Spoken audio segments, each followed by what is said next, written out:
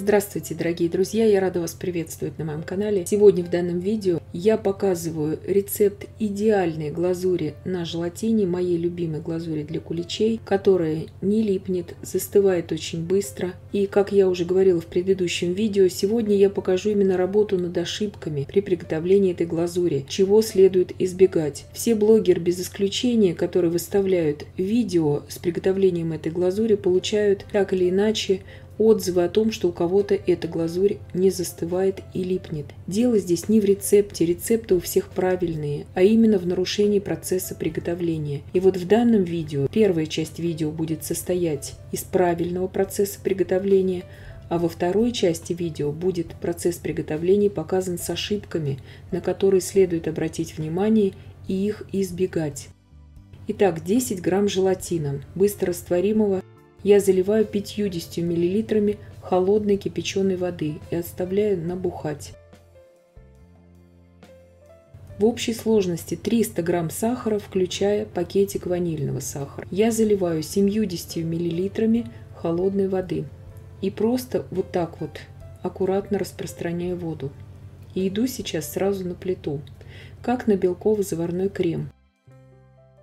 Сейчас на полном огне в кастрюле с толстым дном я аккуратно то место, где сахар не растворился в воде, передвигаю к центру и просто слегка перемешиваю, чтобы бока кастрюли не покрылись сахарным налетом, что может потом способствовать кристаллизации этого сиропа. Я убираю лопатку, ничего здесь больше мешать не буду. Как только закипел сироп, сейчас я показываю, еще раз повторяю, правильный вариант приготовления этой глазури. Как только закипел сироп, вот с этой минуты я отсчитываю ровно 1,5 минуты. Масса сначала покроется полностью пузырями, пузыри будут белыми. Это нормально. Это все происходит от сахара. Здесь, на данном этапе, я ничего больше не перемешиваю. Все это происходит само собой. Вот здесь очень ключевой момент именно в том, что мы не помогаем лопаткой растворяться этому сахару, а он растворяется самостоятельно. И при этом выпаривается лишняя влага из сиропа, которая должна довести сироп до нужной консистенции именно за 1,5 минуты приготовления этого сиропа. Сироп у меня сейчас достигнет спустя 1,5 минуты 110 градусов Цельсия. Больше варить не нужно. И я снимаю сироп с огня. По прошествии 1,5 минут сахар полностью растворился сам собой. Я его не перемешивал. Вот это очень важно. Снимаю с огня и сразу переливаю в емкость, где сироп у меня будет остывать.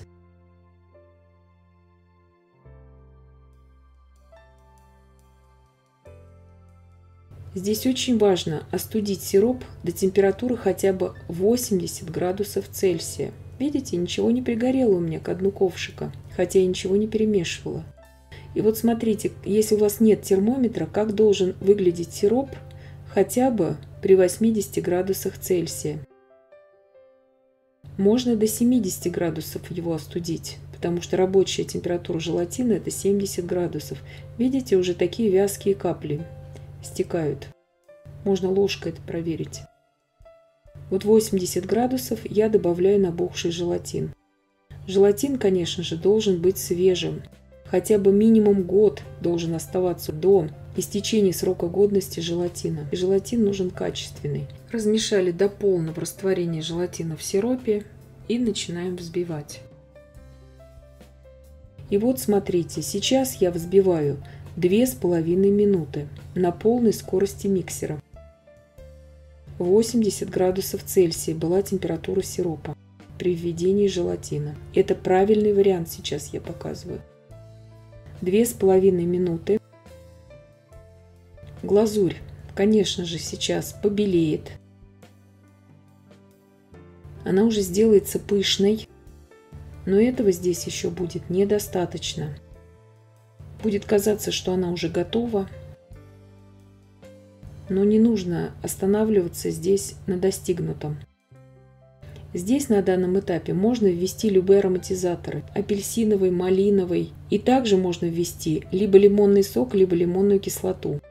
Она здесь уже ни в коем случае не навредит процессу. 1/4 чайной ложки лимонной кислоты я добавляю. Либо же можете добавить 1 чайную ложку лимонного сока. Просто чтобы была кислинка, кто любит.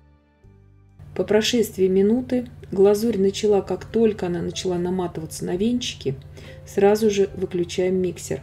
Иначе она у вас застынет очень сильно, и вы не сможете ее нанести. Глазурь получилась очень пышная. Она уже держит рельеф, когда она стекает с ложки. Больше ее взбивать нельзя. То есть 3,5 минуты я ее взбивала в общей сложности. Начиная с температуры 80 градусов, введение желатина в сироп. Вот это тоже очень важно. Здесь работать нужно очень быстро. Все ваши посыпки, какие-то детали для украшений вы должны приготовить сразу заранее. Потому что глазурь будет схватываться буквально на глазах. Когда она приготовлена правильно, с правильно проваренным сиропом. С тем сиропом, который не перемешивался постоянно при приготовлении. Потому что когда мы его мешаем, нам кажется, что он уже у нас растворился, сахар, его проваривать больше не нужно. Вот это очень большая ошибка, распространенная. И быстро наносим всю глазурь на куличи. Куличи эти я готовила в предыдущем видео на йогуртовом тесте. Здесь размер куличей большой. 13,5 и 12,5 сантиметров в диаметре, поэтому глазури они берут много.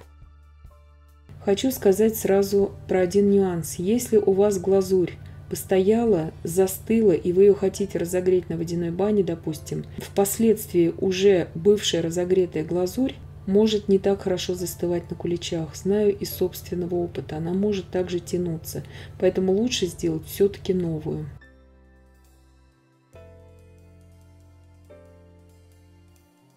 Распределяю, видите, подтеки делаю ложкой так равномерно, они сами стекают, ни в коем случае не быстрым потоком. И последний кулич уже такой достаточно у меня получился вот такой рельефный, да, вот эта глазурь, вся она у меня ушла.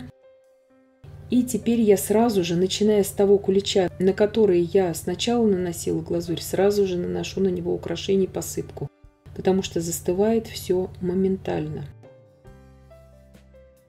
И вот смотрите, второй кулич уже вот голубого цвета, который здесь посыпка уже в процессе сейчас будет отскакивать от глазури. Видите, она уже не клеится, он уже засох. Очень сильно это видно вот здесь сбоку. Вот смотрите, я посыпаю посыпкой, и она просто отскакивает от него. То есть глазурь уже схватилась.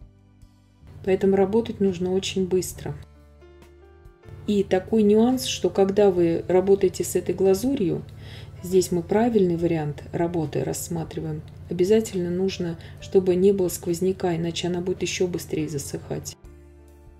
То есть ее сразу же можно транспортировать, и через пару часов эти куличи с этой глазурью можно уже разрезать, в принципе. Я покажу разрез потом в конце видео. Глазурь уже, в принципе, у меня застынет уже через час полностью на всех куличах. Уже окончательно можно ставить смело в целлофановый пакет. Здесь, конечно, у меня глазурь застыла уже в течение часа полностью, но я не могу поручиться за других людей, как она застынет у других людей, потому что у кого нет совершенно никакого опыта работы с этой глазурью, конечно, может быть, она у вас будет застывать несколько часов. Хранятся эти куличи с глазурью вот так вот в завязанном пакете, и сверху оставляем пару отверстий. Их важно хранить в прохладном месте.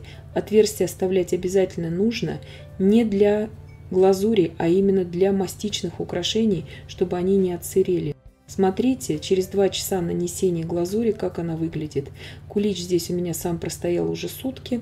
Вот так он на разломе выглядит шикарный. Нежный, воздушный, слоистый, очень красивый мякиш у кулича на йогуртовом тесте. Ссылку оставлю в описании на этот рецепт под видео. И сама глазурь не тянется, не прилипает, не крошится. Спустя 2 часа после нанесения на кулич. Вот так она идеально уже выглядит. Слой глазури хороший.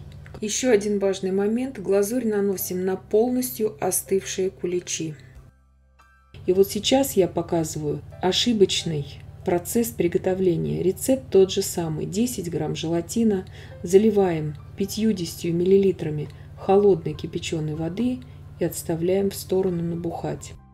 Желатина, если вы в его качестве не уверены, лучше добавить на грамм больше, чем на грамм меньше. Это важно.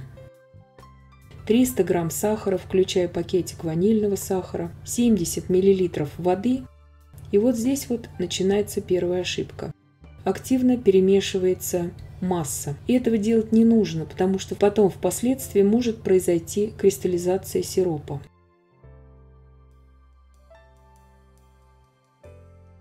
Иду сейчас также на плиту уваривать сироп на полном огне в кастрюле с толстым дном. Здесь ошибка продолжается. Активно собирается сахар со стенок кастрюли, чего можно было бы избежать уже в самом начале. И вот закипел сироп.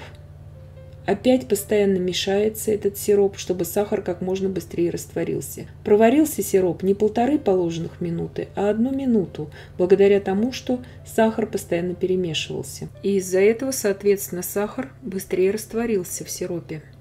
Но лишняя влага из сиропа так и не выпарилась. Сейчас также сироп переливается в емкость, где будет взбиваться глазурь. Сироп очень горячий тоже.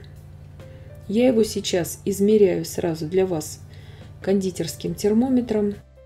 Термометр показывает здесь 101 градус Цельсия. Здесь у меня десятки западают, но этот термометр проверенный кондитерский у меня уже много-много лет. Он абсолютно точный. И вот буквально он у меня простоял минуту-две, этот сироп, и я добавляю в него набухший желатин. Температура сиропа сейчас минимум 90 градусов Цельсия. Этого делать ни в коем случае нельзя, потому что рабочая температура желатина примерно 70 градусов, а потом просто его желирующие свойства теряются. Огромная температура, сироп, смотрите, какой жидкий при взбивании. И сейчас я взбиваю не 2,5 положенных минуты, а всего лишь 2 минуты. И вот как выглядит глазурь спустя 2 минуты взбивания. Добавляю туда также 1/4 чайной ложки лимонной кислоты. На этом же этапе, как я уже говорила в правильном видео, что можно было бы добавить и любые ароматизаторы. И вот здесь я взбиваю еще минуту. И многим здесь уже может показаться, что глазурь готова. Она красиво стекает с венчиков, но она еще не готова. Но я уже прерываю процесс приготовления. Она тоже красиво уже стекает, но она еще жидкая. В ней нет той пышности, и она еще не намоталась на венчики.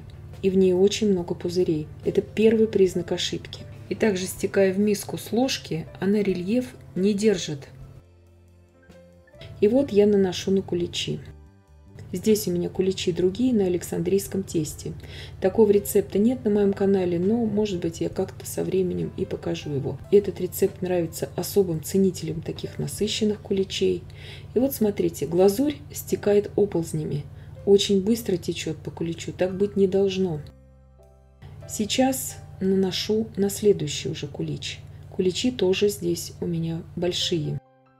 Здесь, смотрите, глазурь пузырится прямо на куличе. Этого быть ни в коем случае не должно. Если она у вас вот так пузырится на первом куличе, ни в коем случае уже не наносите ее на последующие куличи. Она у вас не будет застывать. Это слишком много влаги в глазури и слишком плохо она взбита. Недовзбита и недоварен сироп, потому что при варке сиропа выпаривается, соответственно, влага. Здесь, смотрите, уже она так сильно струями не стекает, но все равно стекает очень обильно с кулича. И все эти подтеки будут сейчас, естественно, на столе. Этого тоже быть не должно. С этой глазурью проблем засыхания не будет, потому что она у меня не засохнет и на следующий день. И видите, все куличи покрыты мелкими пузырьками. Вот это признак ошибки. Декор весь наносится превосходно, прилипает даже спустя и 2 часа, но так быть не должно с этой глазурью.